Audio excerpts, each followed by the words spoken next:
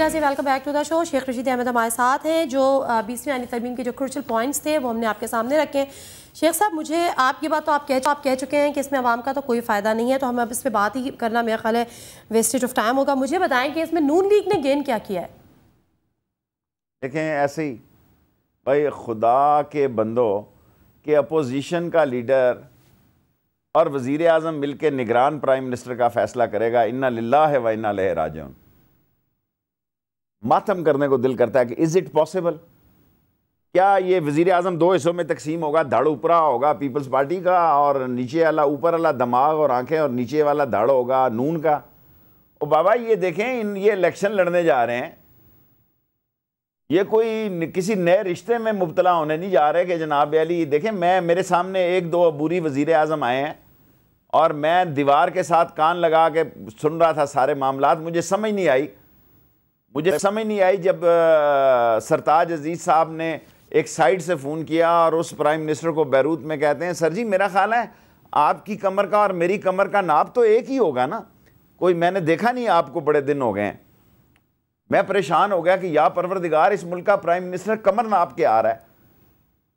जिस मुल्क के प्राइम मिनिस्टर का फैसला देखें, हमने वज़ीर आज़म इम्पोर्ट भी किए हैं, एक्सपोर्ट भी किए हैं, और वो बंदा बैरूत में जिस मुश्किल से मिला वो काफ़ी पी रहा था, क्या नाम था उनका, अभी ज़हन में आ जाएगा, ये अबूरी हमारे प्राइम मिनिस्टर थे। और एक ऐसा प्राइम मिनिस्टर आया वो कि जिसकी कमर की नाप सरताज अजीज़ से मिलती थी, तो मैंने बड़ी मुश्किल से जनरल मजीद मलिक से पूछा और उसके नाम तक पहुंचा कि इस मुल्क का ये कैसे होगा, ये इन्होंने इस्तेमाल करना था। देखें, एक व्यू होता है, एक लुक होती है, एक बंदे का आउटलुक होता है। जो नवाज शरीफ साहब ने इस महीने डेढ़ दो महीने में शहबाज शरीफ साहब ने आउटलुक दी थी कि we are a anti party, वो सारी गड़े में चली गई है, दलदल में चली गई है। मैं शहर से आपको यकीन से कह सकता हूं कि नवाज शरीफ के इमेज की तबाही और बर्बादी का बहुत बड़ी वजह यह है कि लोग समझते हैं कि इन्होंने अपोजिशन का जेन्युइन हक अदा नहीं किया। जब वक्त आया मुल्क से बाहर चले गए, यहां आए, बात की, हफ्ते बाद 10 दिन बाद उसका सत्यानाश कर दिया। सो यही वजह है कि लोगों की एक बड़ी तादाद ने, जब ये दो पार्टियों से मायूस हुए, तो ऑल ऑफ सडन एक नई पार्टी ने जन्म दिया। लोग क्या उसके बारे में फैसला करते हैं, ये उसका मुतमईन नजर है। लेकिन मैं ये समझता हूं कि इस 20वीं तरमीम के सारे नुकात को देख लें, दिस इज ऑल बकवास, नथिंग, वेस्टिंग ऑफ टाइम। और ये सिर्फ अमजद दस्ती से लेके मौला दस्ती तक को आईनी और कानूनी मेंबर बनाने के अलावा कुछ भी नहीं है। ना बिजली है, ना गैस है, ना रोटी है, ना रोजगार है, ना लॉ एंड ऑर्डर है, ना मईशत है, ना तबाही है, ना बर्बादी है। इलेक्शन की तैयारी ज़रूर है। और ये 20वीं तरमीम पर मैं समझता हूँ ये कह रहे हैं जमहूरियत की खिदमत हुई है। जमहूरियत की खिदमत ये है कि चोर को चोर कहो, चौकीदार को चौकीदार कहो। एक हफ्ता आप चोर कहते हैं, एक हफ्ता पहले गोजरदारी की मुहिम चलाते हो, दूसरे हफ्ते फिर ठुस कर जाते हो, आप नाम ही नहीं लेते हो। किस किस्म की मैं अब अच्छा, तो ANP की जी शेख साहब, क्या आपको ये लगता है कि जिस तरह से इमरान खान हमेशा ये कहते हैं कि ये दोनों ने आपस में PTI के डर से, यानी इमरान खान के आने वाले वक्त से, जो कि जिस सुनामी का वो बार बार जिक्र करते हैं, उसके डर से आपस में इन्होंने मुकमुका किया है? क्या वाकई ये इमरान खान का जो डर, खौफ PTI का, ये इनकी कुर्बत की वजह बना है?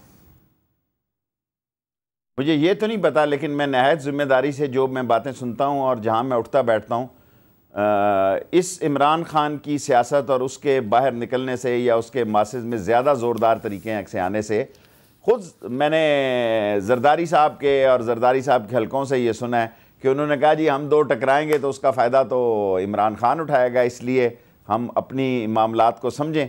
और वो ये समझते हैं, देखें ना, काफ लीग तो अब तकरीबन जो जुज़ था वो कुल का हिस्सा बन गई है।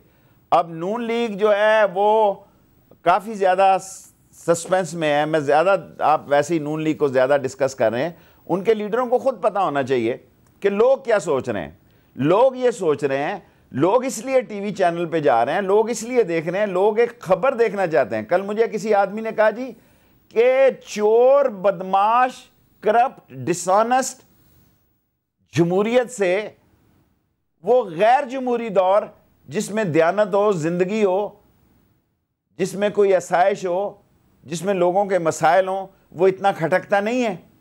हम मायूसी के उस गड्ढे पे चले गए हैं, क्योंकि हमें तो ऐसा नज़र आ रहा है कि अगर लोग बाहर ना निकले, अगर इस मुल्क के लोग बाहर ना निकले, और लीडर वही बनेगा जो अब कॉल देगा। मैं बहुत अरसे से कह रहा हूँ, बहुत अरसे से ये बात कह रहा हूँ, ये सीधी उंगली से घी नहीं निकलने वाला।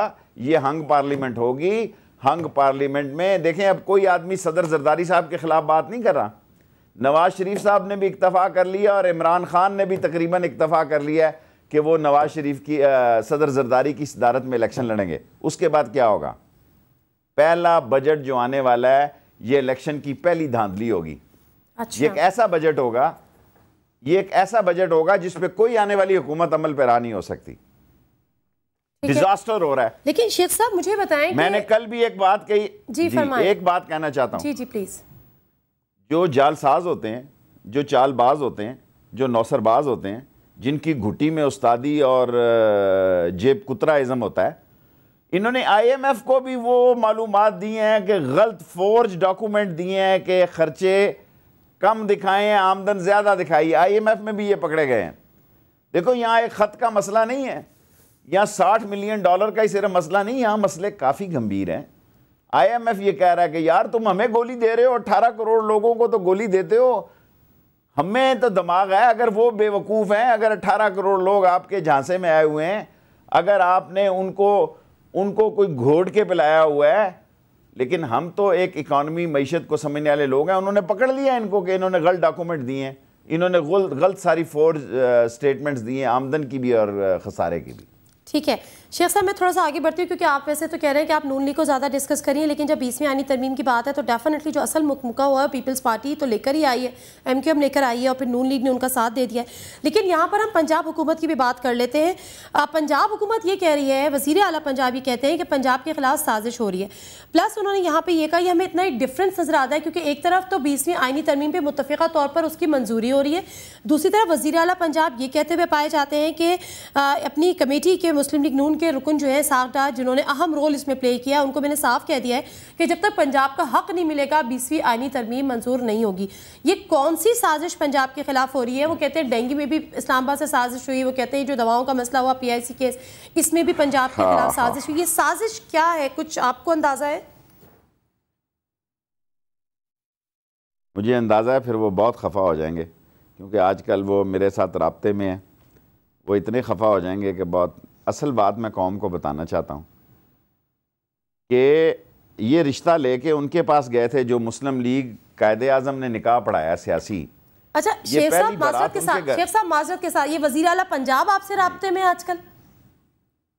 नहीं, मुझसे छोड़े परे, मेरे मुंह से चलो जो कुछ निकल गया वो काफ़ी है। अब तो बता दें, जहाँ तक इतनी बातें बड़ी ओपन पॉलिटिक्स करते हैं शेख साहब, आप आज कह गए तो मेरे साथ राब्ते में है। किसी एक का नाम नहीं लेना चाहता मैं, ना नवाज शरीफ का लेता हूँ, ना शहबाज शरीफ का लेता हूँ, लेकिन मैं आपको कहना चाहता हूँ, मुझसे नून लीग का कहना चाहता हूँ। आप किसी का नाम लेना तो बुरी बात है ना, बदअखलाकी है। ठीक है, ये रिश्ता पहले गया है, जो रिश्ता कराने वाले लोग होते हैं ना, वो मैरिज ब्यूरो वाले, ये पहले रिश्ता लेके गए नवाज शरीफ के पास। इतनी वजारतों का 22, उसमें प्लस इसहाक डार प्राइम मिनिस्टर था।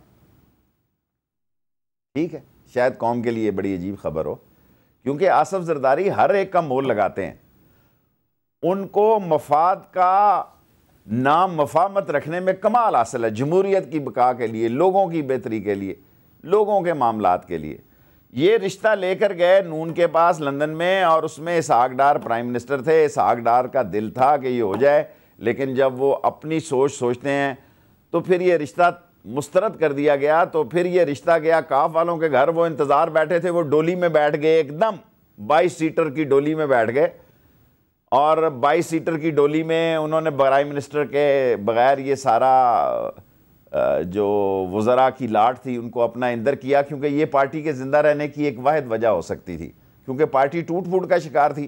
खुद मैंने चौधरी शुजात साहब से बात की, उन्होंने कहा शेख साहब मैं नमाज पढ़ के सलाम फेरता, पीछे मेरी पार्टी नहीं होनी थी। तो अब आप अगर ये कहें कि ये शहबाज शरीफ साहब की मैं बयानात पढ़ता हूँ, मैं उनके जज्बात से वाकिफ़ हूँ, खुदा के लिए आप कुछ ना करें, पंजाब का कब्र मुफ्त कर दें। शायद आपको पता नहीं है कि पंजाब में इस वक्त कब्र का रेट 12 से 14 हज़ार रुपये है, और गरीब की एक माह की तनख्वाह 7 हज़ार रुपये है। बड़ी कब्र 12,000 रुपये में है शहबाज शरीफ साहब, छोटी कब्र 8,000 रुपये में है, बच्चे की कब्र 6,000 रुपये में। मैं कफन का रेट नहीं लगाता, कफन आजकल कब्रस्तानों में, शुक्र है खुदा का, ये इस्लामी मुल्क में अल्लाह ने लोगों को तौफीक दी है कि मोबाइल फ़ोन नंबर लिखे हुए हैं लोगों के कि अगर कफन की ज़रूरत हो तो इस फ़ोन पर रब्ता करें, और वो फ़ोटो भी नहीं खिंचाते सियासतदानों की तरह। अच्छा शेख साहब, क्या कोई डिफरेंसेस हैं मियाँ नवाज शरीफ और मियाँ शहबाज शरीफ की स्ट्रेटजीज़ में या उनकी सोच में, डिसीजंस में?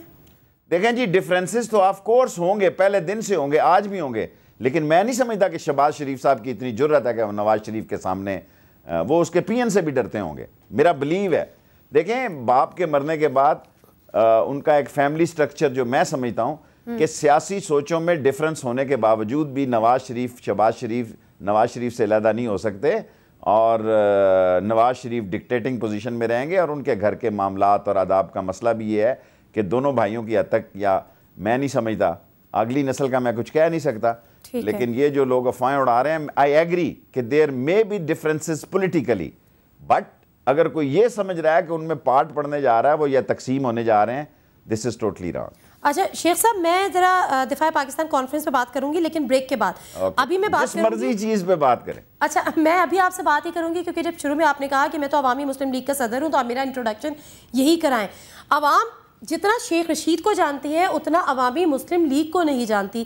आप इतनी ओपन पॉलिटिक्स करते हैं, आप पब्लिक पॉलिटिक्स करते हैं, आप अवाम में जाते हैं, आप इमरान खान की पीटीआई को बड़ा आजकल प्रेस कर रहे हैं, आप कहते हैं कि हाँ भाई बहुत ज़बरदस्त पार्टी है, और जो पीपल्स पार्टी और नवाज शरीफ के जो फेलियर्स हैं उससे ये पार्टी बनी।